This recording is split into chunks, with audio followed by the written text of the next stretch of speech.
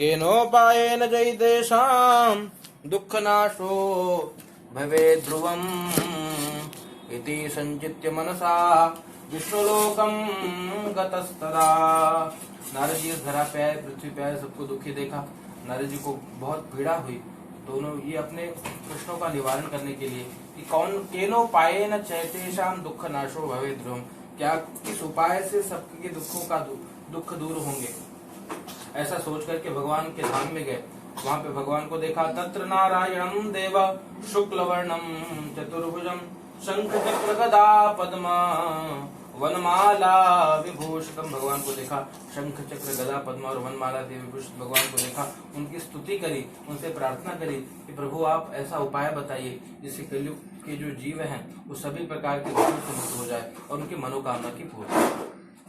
भगवान ने कहा साधु पृष्ठम त्वया वत्स लोकानुग्रह कांक्षया यत्कृत्वा मुच्यते मोहात् तत्शृणुष्व वदामि ते। जिसको करने से कलयुग के जीव मोह से मुक्त हो जाते हैं, जिसको करने से कलयुग के सभी जीव अपने मनोवांछित फल को प्राप्त कर लेते हैं। मैं वो व्रत, वो पूजन आपको बताता हूँ, आप लोग सावधान होकर सुनिए। तो श्री नारद जी को बताया कि मैं कलयुग में सत्यनारायण का रूप लूंगा और जो इस सत्यनारायण के व्रत को, कथा को, पूजन को करेगा, क्योंकि ये परम दुर्लभ है, देवताओं के लिए भी दुर्लभ, इस कथा को जो श्रद्धा पूर्वक सुनेगा उसके सभी प्रकार की मनोकामना की पूर्ति होगी। सुख की चाह में यदि कोई कथा में आए, कहते हैं कृत्वा सद्यः सुखम भूत्वा, करने पर तुरंत शीघ्र सुख की अनुभूति हो, ये भगवान की कथा है। तो नारद जी ने 4 प्रश्न पूछा। किम फलम किम विधानम च कृतम कैनेय तद्व्रतम तत्सर्वं विस्तरात् ब्रूहि कदा कार्यम व्रतम प्रभो। पूछा कि हे भगवान, किम फलम, इस व्रत कथा को करने से क्या फल मिलेगा, इस व्रत कथा पूजन को करने का विधान क्या है, किसने किया और कब करना चाहिए। ये 4 प्रश्न भगवान को श्री नारद जी ने पूछा। तो भगवान ने कहा कि यस्मिन् कस्मिन् दिने मर्त्यो भक्ति श्रद्धा समन्वितः। जब कभी कलयुग के जीवों को मेरी याद आए, जब कभी किसी भक्त को अपने भगवान की याद आए, वो उसी दिन भगवान की कथा करे। इसके लिए कोई मुहूर्त देखने की आवश्यकता नहीं। और ये क्या देगा, कहते धन धान्य प्रवर्धनम। जीवन में अगर कोई धनहीन है तो उसको धन प्रदान होगा। जिसके जीवन में अन्न धन नहीं है, धान्य नहीं है, उनके जीवन में धान्य की वृद्धि होगी। जिसके जीवन में संतान नहीं है उनके लिए संतति प्रदम, जिसका विवाह नहीं होता है उसके लिए सौभाग्य करम। तो ये भगवान की कथा। और मनोवांछित दायकम, जो भी हमारी मनोकामना है, यम यम चिंतित, जिस विचार को लेकर के, जिस भाव को लेकर के हम भगवान की शरण में जाएंगे, भगवान सत्यनारायण के आशीर्वाद से हमारे उस मनोकामना की पूर्ति होगी। और पूछा कि कैसे करना चाहिए पूजन। तो भगवान ने बताया कि भैया ये जो पूजन है सत्यनारायण का बहुत ही सरल है। व्यक्ति के पास अपने सामर्थ्य के अनुसार जो कुछ भी उपलब्ध हो उस सामग्री के अनुसार पत्रम पुष्पम फलम तोयम यो मे भक्त्या प्रयक्षति। पत्र पुष्प फल जो कुछ भी है वो सब ला करके भक्त्या प्रेम से भगवान को अर्पित करना चाहिए। और इस प्रकार से भगवान को भोग लगाने मात्र से कलयुग के जो जीव हैं वो सभी प्रकार के दुखों से मुक्त हो जाते हैं। और अब इस प्रकार से प्रेम से सबको बुला करके भगवान की कथा सुननी चाहिए, समझनी चाहिए। जो बातें जीवन में अपनानी योग्य है उस बातों को जीवन में अपनाना चाहिए। भगवान से प्रार्थना करनी चाहिए कि हे प्रभु, जाने अनजाने में हमसे जो कोई भी अपराध बनते रहते हैं सारे अपराध से हमको मुक्त करिए। और एवं कृते मनुष्याणां वांछा सिद्धिर्भवेत् ध्रुवम्। ऐसा करने से जो व्यक्ति की मनोकामना है वो निश्चित रूप से पूर्ण होती है। जय जय श्री कृष्ण पुराणे देवाखंडे सत्यनारायण व्रत कथायां प्रथमोऽध्याय।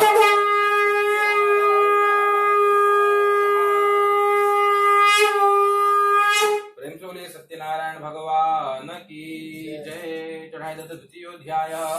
ओम कश्चित् काशीपुरे रम्ये याति त्रिपुरोति निर्धनः श्रुत्वा व्याकुलो भूत्वा नित्यं बभ्राम भूतले दुखितं ब्राह्मण दृष्ट्वा भगवान ब्राह्मण प्रियः। दूसरे अध्याय में ब्राह्मण देवता की कथा, जो कि काशी में रहते और काशी में रहने के बाद भी जीवन में दुख था, क्योंकि ये जो संसार है कर्म हीन को नहीं मिलता, या कि जो जस करे सो तत्फल चाखा, या कि अवश्यमेव भोक्तव्यम कृत कर्म शुभाशुभैः। आप जो भी कर्म करते हो, शुभ हो या अशुभ कर्म है, उसका फल आपको इसी जन्म में भोगना पड़ता है। ब्राह्मण देवता के कुछ पूर्व जन्म के पाप के कारण ब्राह्मण देवता के जीवन में धन का अभाव था, तो इसलिए जा जाकर यहाँ वहाँ भिक्षा मांगते ताकि परिवार का भरण पोषण हो सके।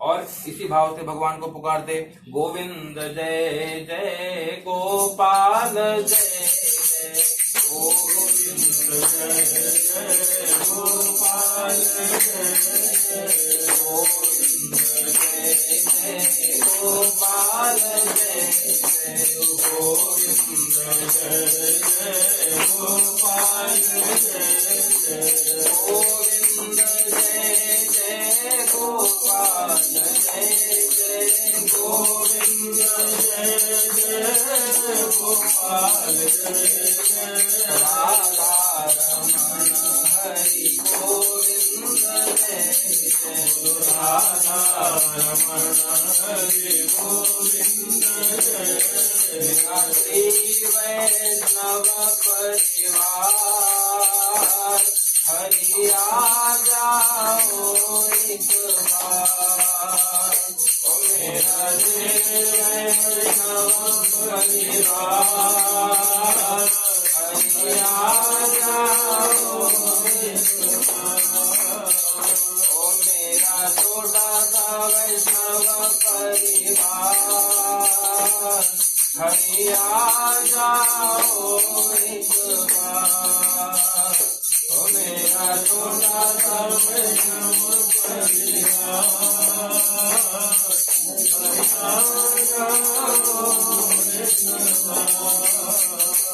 हरि आ जाओ, हरि आ जाओ, हरि आ जाओ, हरि आ जाओ, ओ मेरी बिगड़ी बात बना जाओ, मेरी बिगड़ी बात बना जाओ, मेरी नैया पार लगा जाओ, मेरी नैया पार लगा जाओ, ओ नित बहती यशोवन धार, नित बहती यशोवन धार, हरि आ जाओ एक बार, ओ नित बहती यशोवन धार,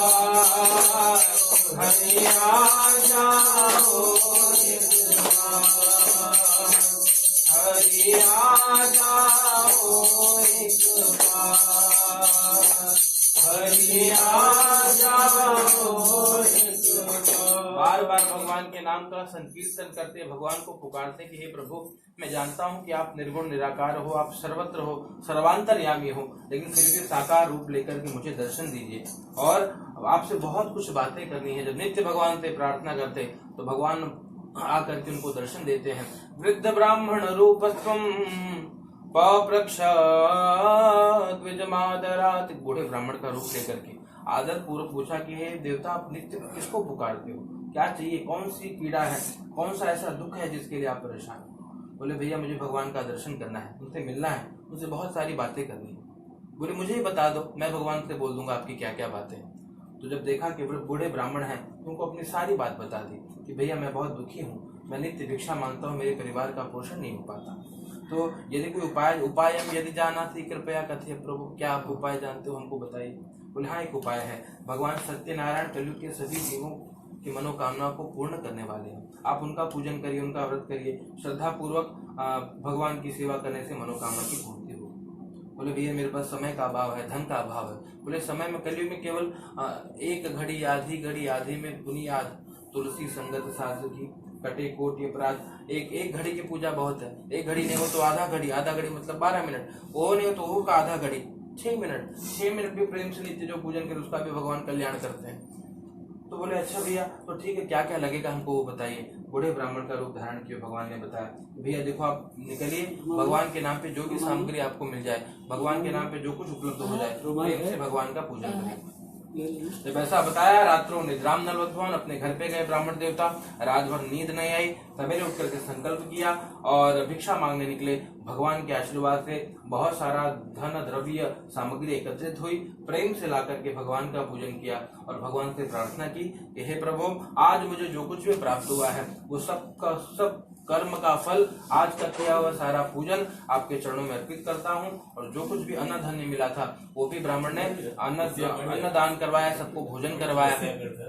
और भोजन करवाने के बाद ब्राह्मण देवता जब पुनः भगवान के सामने प्रार्थना करे तो भगवान के आशीर्वाद से धीरे धीरे जीवन में उन्नति होने लगी, प्रगति होने लगी। जहाँ कुछ नहीं था वहाँ धीरे धीरे उनका आश्रम बनने लगा। एक समय ऐसा आया, गाँव में बहुत बड़ा उनका आश्रम था। एक उनका मित्र लकड़हारा गाँव में घूमते हुए आया, पूछा कि अरे वो पंडित जी कहाँ गए जिनका हम दर्शन किया करते थे, आजकल गांव में भी नहीं आते हमारे, उनके लिए कुछ सीधा कुछ सामग्री लेकर के मैं आया हूँ। जब ऐसा कहा तो उनको बताया कि भैया वो जो बड़ा सा आश्रम दिख रहा है वही ब्राह्मण देवता का है। लकड़ी के गट्ठर को बाहर रख करके अंदर जाकर देखा, सचमुच वही ब्राह्मण देवता और श्रद्धा के साथ सेवा करते हैं। जब हम कुछ इच्छा लेकर के पूजा करें और हमारी इच्छा पूर्ण हो तो हमारा विश्वास बनने लगता है कि भगवान ने हमारा ये काम किया, और फिर और श्रद्धा शक्ति से भगवान की सेवा करते हैं। या उस जिस ब्राह्मण के द्वारा भगवान ने ये कार्य बनाया, उस ब्राह्मण के प्रति हमारा विश्वास बढ़ जाता है। लकड़हारा ने बोला, लकड़हारा ब्राह्मण देवता के सम्मुख बैठकर पूरी कथा जो हो रही थी, कथा को सुना और कथा को श्रवण करने के पश्चात प्रेम से पूछा कि अरे ये सब कहाँ से मिला आपको, और आजकल भिक्षा मांगने नहीं आते। बोले भैया भगवान की इतनी कृपा भाई कि मुझे भिक्षा नहीं मांगना पड़ता। बोले तो ये कृपा मुझ पे भी होगी। बोले भैया भगवान कलयुग के सभी जीवों पर कृपा करते हैं, लेकिन ये है कि हम भगवान को भूल गए हैं। यदि हम भगवान को याद रखें तो भगवान कलयुग के जीवों पर कृपा करते हैं। बोले ठीक है, तो क्या करें उसके लिए? बोले आप भी अपने घर भगवान की सेवा पूजन करिए। जब ऐसी बात उनको बताई, लकड़हारा लकड़ी की गट्ठर को मस्तक पर रखकर बेचने गया है, दुगुना मूल्य मिला और धूमधाम से घर पर आकर भगवान सत्यनारायण की पूजन किया। और इसके फलस्वरूप जब तक रहेगी जिंदगी, फुर्सत न होगी काम से, एक क्षण ऐसा निकालो, प्रेम कर लो राम से, समय निकाल करके सेवा करने लगा। और ऐसा करने से ब्राह्मण देवता और लकड़हारा जब तक रहे आनंद में रहे, शरीर को छोड़ा तो भगवान के धाम को चले गए। जय जय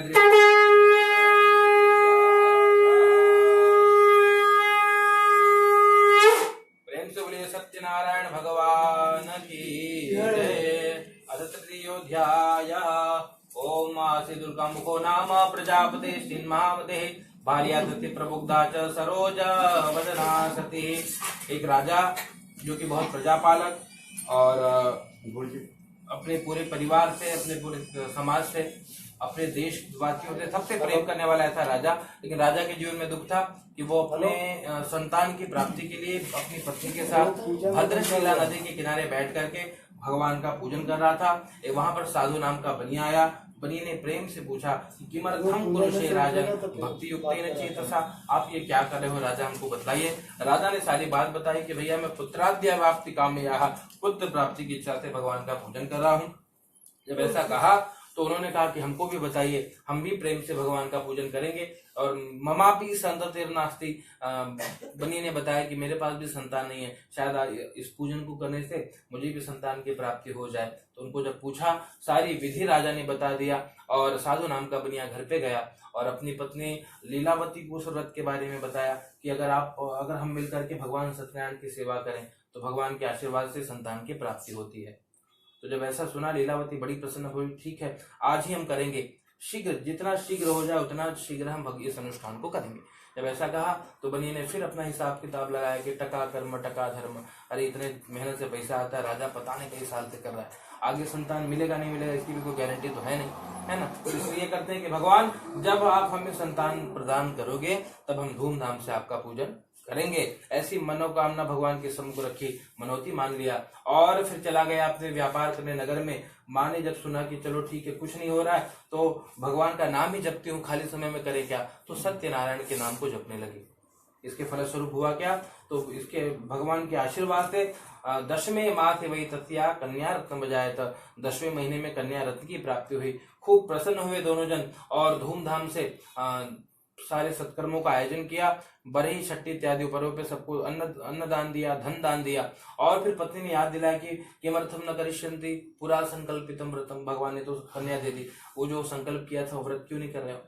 बोले अरे प्रिय आपने पहले नहीं बताया, अब तो सारा धन खर्च हो गया। अच्छा, तो विवाह समये तस्या करिष्यामि व्रतम प्रिय। जब बिटिया बड़ी भी होगी, इसका विवाह भी होगा, तो विवाह के समय धूमधाम से करेंगे, उस समय भी सब लोग आएंगे, भगवान की कथा धूमधाम से हो जाएगी। जब ऐसा सुना तो बड़ी प्रसन्न भई और पत्नी को समझा करके व्यापार करने चला गया। पुनः जब कुछ समय के उपरांत समय बीतता चला गया, अपने नगर में पुनः जब लौटा तो एक दिन देखा कि बिटिया को विवाह के योग्य, और अपने दूतों को बोला कि इनके विवाह के लिए श्रेष्ठ वर का अन्वेषण करो। दूत कांचन नामक नगर में गए हैं, वहां सुंदर मणि का पुत्र देख करके धूमधाम से अपनी कन्या का विवाह भी कर दिया। लेकिन ततो भाग्यवशातेन विस्मृतम व्रतमुत्तमम। दुर्भाग्य ऐसा रहा कि भगवान को भूल गए, भगवान की कथा भूल गई। और ऐसा हुआ तो बार बार जब भगवान ने भी देखा कि भ्रष्ट प्रतिज्ञा मालो कर, जो वादा किया वो निभाना पड़ेगा, वो हर जगह का सिद्धांत है, चाहे यहाँ करो चाहे वहां करो। अगर आपने प्रॉमिस किया है तो पूरा करिए, नहीं तो झूठे वादे मत करिए, नहीं तो आपकी कोई वैल्यू नहीं बचेगी, आपकी बात का कोई विश्वास नहीं करेगा। यहाँ पर हुआ क्या, जब ऐसा भगवान ने देखा भ्रष्ट प्रतिज्ञा मालो किया, उनको श्राप प्रदान किया है। ये अपने दामाद के साथ व्यापार करने एक नगर में गए। वहां एक दिन व्यापार करने के पश्चात एक वृक्ष के नीचे संध्या का समय था, दोनों ससुर और दामाद विश्राम कर रहे थे। तो भगवान के श्राप के कारण एक ऐसी घटना बनी कि वहां के राजा के धन को चुरा कर दो चोर वहां से भागे, और पीछे दूत लगे थे, सोचे पकड़े जाएंगे, धन की गठरी वहीं रखकर छिप गए। और राजा के दूत इन दोनों को ही चोर समझकर इनको ले जाकर के राजा के सम्मुख पेश किया और इन दोनों को कारागार में डाल दिया। और भगवान की माया से मोहित होने के कारण किसी ने उनकी बात भी नहीं सुनी। और कहते हैं घर का मुखिया यदि गलत करे सजा पूरा परिवार भुगतता है। हुआ यही कि घर में जो सारा का सारा धन था वो भी चोरों ने चुरा लिया।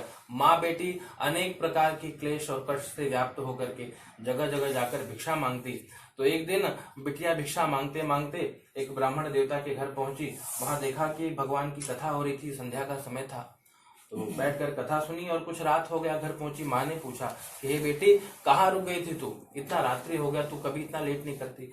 उसने तुरंत माता को जवाब दिया कि हे माँ, मैंने भगवान सत्यनारायण की कथा को सुना है, जिसको करने मात्र से हम भले कितने भी दुखी हों, भगवान के आशीर्वाद से सारे दुख दूर हो जाते हैं। माँ को याद आया, अरे सत्यनारायण तो मैं जानती हूँ, भगवान को जानती हूँ। कैसे जानती हूँ माँ? तो बताया कि एक बार वो पूरी घटना बता दे कि उनके आशीर्वाद से तेरा जन्म भया। तो बोला ठीक है, फिर आपने पूजन क्यों नहीं किया? बोले अरे ये तो भगवान की माया कि आपका ये पूजन नहीं हो पाया। और अगले दिन दोनों ने भिक्षा याचना करी, जो कुछ मिला भगवान की पूजा करी, भगवान के सामने प्रार्थना की, हे भगवान आप हमको क्षमा करिए। और भगवान तो दीनानाथ है, दीन बंधु है, तुरंत प्रसन्न है। वहां के राजा को स्वप्न दिखाया कि इन दोनों बड़े पुत्रों को मुक्त कर दो। राजा भयभीत होकर के इन दोनों बड़े पुत्रों को मुक्त किया, जो कुछ धन धान्य लिया था दुगुना करके इन दोनों को अपने नगर की ओर विदा किया सम्मान पूर्वक। जय जय श्री कृष्ण पुराणे रेवाखंडे सत्यनारायण कथाया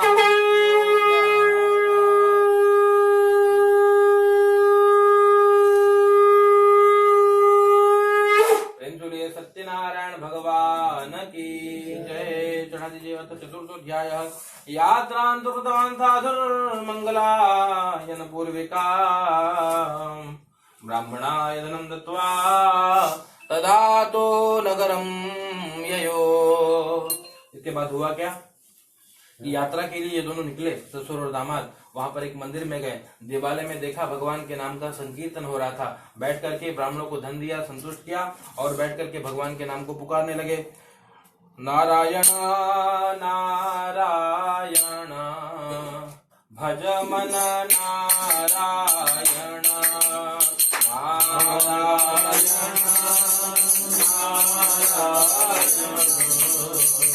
भज मन नारायण नारायण भज मन नारायण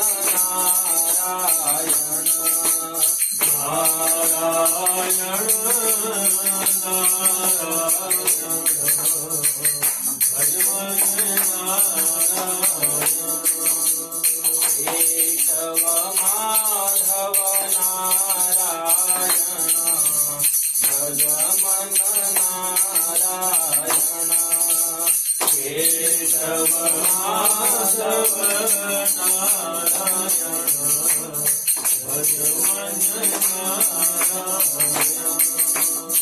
केशव श्याम माधव श्याम केशव श्याम केशव माधव श्याम केशव माधव श्याम मेरे राम हे घनश्याम मेरे राम हे घनश्याम भज मन नारायण भज मन नारायण नारायण नारायण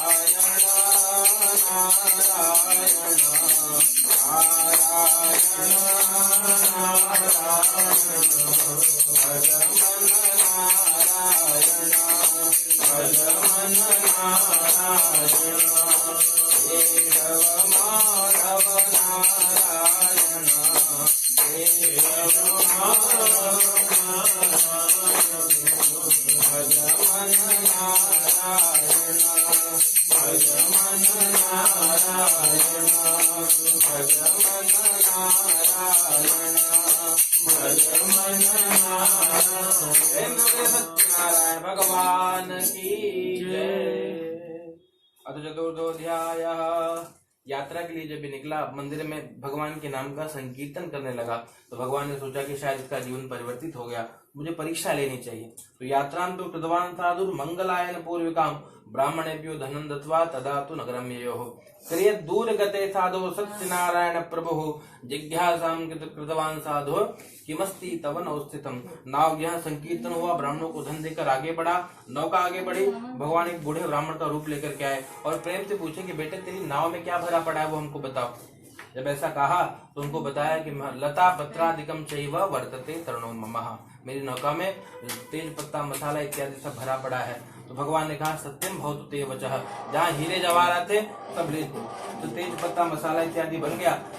नाव हल्की हुई, जल में उतराने लगी और फिर जब ये देखा तो मूर्छित होकर गिर पड़ा। दामाद ने उठाया और दामाद ने जब इनको उठाया तो फिर बोला कि जिन्होंने बिगाड़ा है वही बनाएंगे, भगवान के शरण में जाइए। दौड़ करके भगवान की शरण में गए, भगवान की स्तुति करने लगे। ओम तन्माया मोहिता सर्वे ब्रह्माद्या त्रिदिवौकसा न जानन्ति गुणान् रूपम किमाश्चर्यम् इदं प्रभो। हे भगवान, आपकी माया से पूरा जगत मोहित है, तो मैं मोहित हो गया, तो ये कौन सी बड़ी बात है। परमात्मा मुझे क्षमा करिए। पूरा वित्तम च तत्सर्वम त्राहि मां शरणागतम, जो धन धान्य आपने बिगाड़ा है उसकी भी रक्षा करिए और हमारी भी रक्षा करिए। भगवान से जब ये प्रार्थना किया, भगवान तथास्तु कहते हुए अंतर्ध्यान हो गए। जब नौका के पास गया, पुनः नौका में सभी प्रकार की संपत्ति उत्पन्न हो गई और फिर नाव को लेकर के आगे बढ़ा है। आगे जाने के बाद दूतों को बोला, देखो मेरी पश्य रत्नपुरी ममा, मेरी नगरी दिखाई पड़ रही है, आप मेरे घर पे जाकर के मेरे आने का समाचार प्रदान करो। दूत घर पे गए, माँ बेटी पूजन कर रहे थे। जब ये सुना कि सेठ जी आ गए हैं, माँ बिटिया को समझा करके गई थी, बिटिया पूजन कर और मैं तेरे पति को, तेरे पिता को ले आती हूँ। इस प्रकार समझा कर जब गई तो पति दर्शन के लिए गई। यहाँ बिटिया का मन नहीं लगता, पूजा परिपूर्ण होने के बाद प्रसाद का परित्याग कर पति दर्शन के लिए गई। वहाँ पर पति का दर्शन नहीं हुआ, जल में डूब गए, रोने लगी। जब सब रोने लगे और गिड़गिड़ाने लगे तो ऊपर से आकाशवाणी हुई कि हे साधो, तेरी पुत्री ने मेरे प्रसाद का तिरस्कार किया है, यदि प्रसाद को ग्रहण करेगी तो अपने पति को प्राप्त करेगी। ऐसा सुना, बिटिया दौड़ करके पुनः घर पे आई और फिर कलावती ने प्रसाद को ग्रहण किया।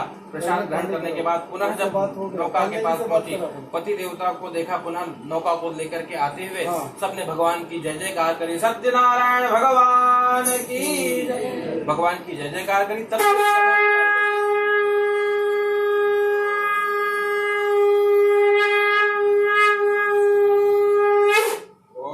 जय जय श्री पुराणे रेवाखंडे सत्याध्याय पंचमोध्याय।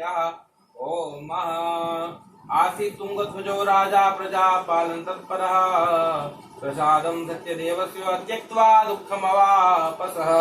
एक राजा की कथा 5वें अध्याय में, नाम है तुंगध्वज। और ऐसे राजा क्या भगवान के प्रसाद का तिरस्कार करने के कारण दुख मिला। ये हुआ कैसे?